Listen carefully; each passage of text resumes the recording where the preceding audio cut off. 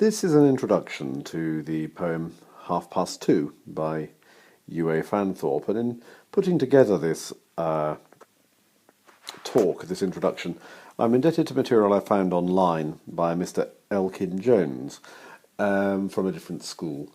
All the speaking you're going to hear is my thoughts. Some of the content of the PowerPoint slides are taken directly from his presentation, which is in the public domain on Google, and I hope this is not a problem for anybody.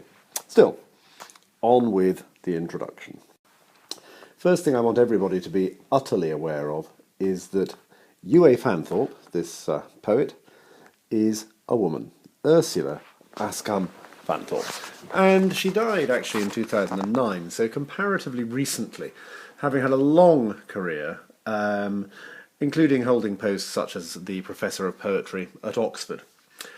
Much of her poetry has explored the possibilities of more than a single voice within a poem, and this poem is no exception. And we will have to play around, and you will certainly have to play around with voice as you study the poem. Because this is an introduction, I don't intend to spend too long trying to differentiate between the voices. I think that's something that you need to work out for yourselves and also in class.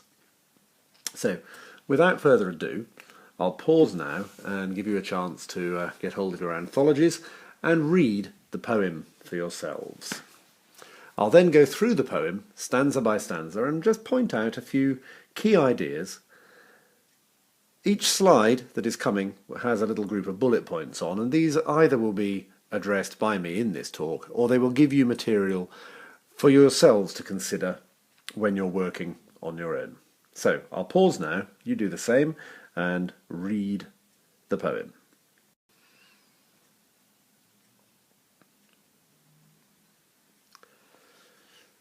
The poem opens with the establishment, if you like, of the point of the poem, the idea of time.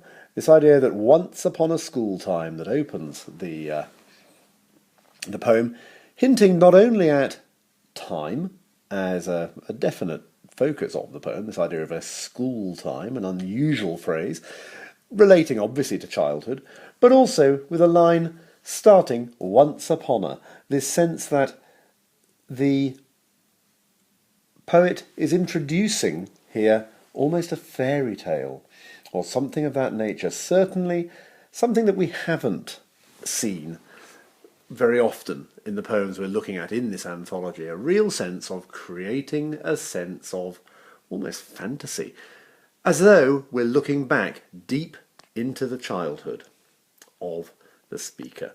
So once upon a school time, he did something very wrong. Now, who is the he, we wonder? This, I think, is really important. We notice the capitalisation. We might expect a capitalisation for the start of a line anyway, but it's continued in something very wrong. And surely this is the voice of the miscreant, the voice of the child, thinking back and imagining himself. He did something very wrong. Can't remember what it was.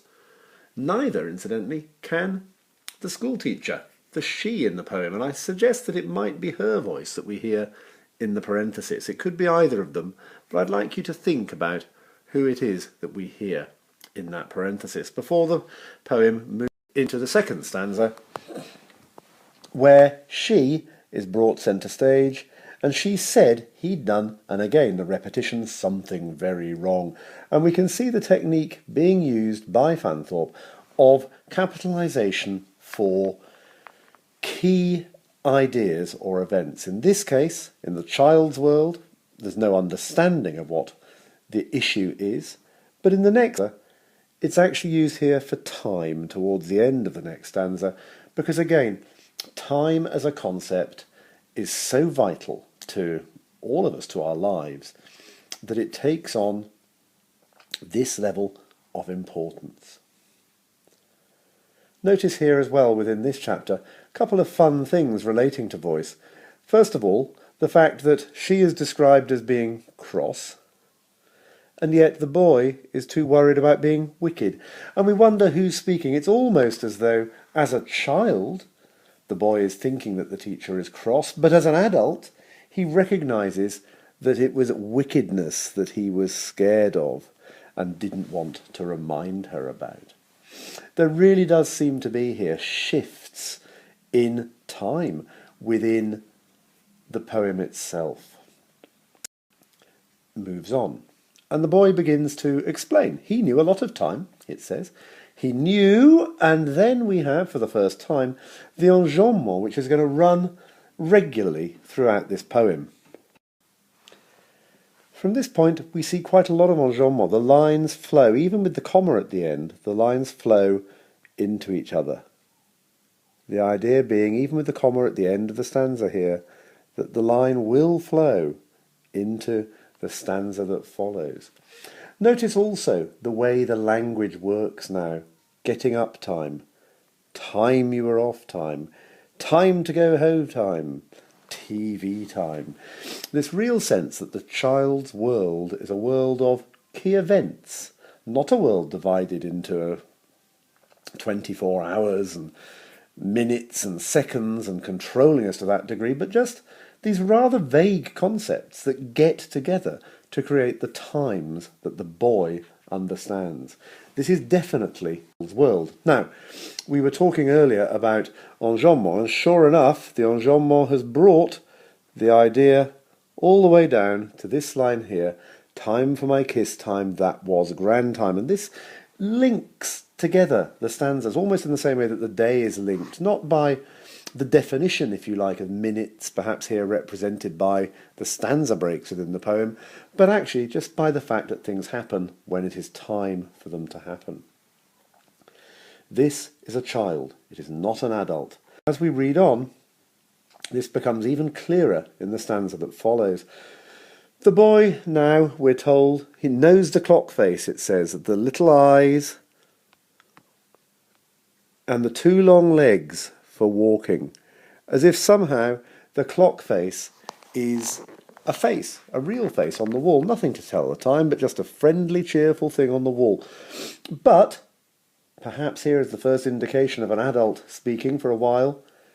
Instead of understanding the voice, if you like, of this face, it's actually the tics that can't be understood, and so we're told that he couldn't click its language, and it's the first metaphor of this kind, which you might say is absolutely poetic language that we've seen in the poem. It's no longer a conversation, perhaps, and much more of a poem. Because of this, we're told, so he waited, because he didn't understand, beyond once upon a, out of reach of all the time force, and he knew he had escaped forever, and again we're going to see some more of my favourite enjambment in a minute. If we follow the red line through into the next stanza, he's escaped forever into what? Into the smell of old chrysanthemums, into. And this now, of course, is a different world. This is not anymore the child's world, but surely is much more the adult's world. This is a world of senses. He has the smell of old chrysanthemums on her desk. An interesting idea here. The teacher may be more forgetful than we're aware. Not only has she forgotten the boy, but she's obviously forgotten her old flowers as well. Notice again Fanthorpe's capitalisation. There's this strange oxymoron of the silent noise his hangnail made. He's concentrating on small elements of his finger, of his body here. And he escapes, we're told, into the air outside the window, into ever. And it's almost as though being kept in isolation in this way has allowed the boy to enter the world of total fantasy, of escapism. He can't physically leave the room, but he can go through the window.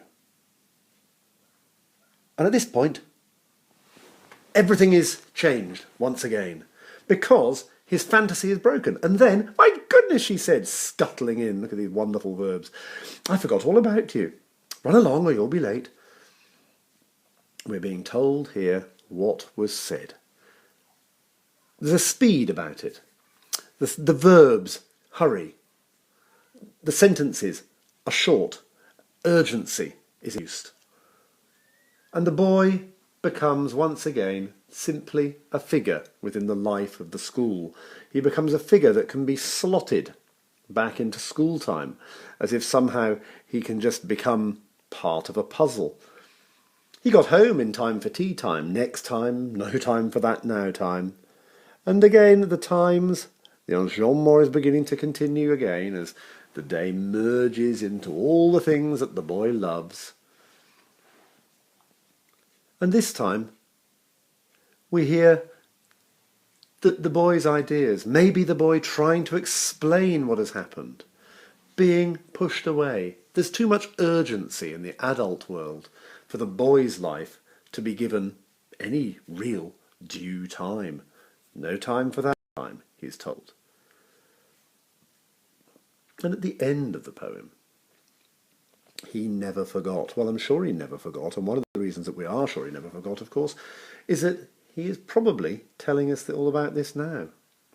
And the idea is that he's able to escape, says, into the clockless land of ever. And this is really important, because this idea that there might be a land that is clockless is, of course, a land that is free from the constant regulation of time. Time hides tickless, it says, waiting to be born. And that idea is one that I want you to really think about, because that's an idea with your teachers that you're going to have to engage in, this idea of a silent, tickless time, waiting. There's always something new, something is going to happen around the corner, and we have to be able to play with that idea, both as adults and as... Now, this is only an introduction. It is meant to give you something to go on when you're thinking about this poem. All the poems need to be linked, and you're going to need to think about which other poems in the anthology have childhood experience as a theme. You also want to think about the way the poems are written, and maybe look again at which other poems have this range of voices, this sense of a shift of perspective between child and adult, possibly even between child, adult and a second adult, that we see in this poem. You might find a poem like Hide and Seek interesting in this regard. I hope this has been useful and not too long, and the idea is that you use this to get yourselves ready for the lessons on this poem. Thanks for listening.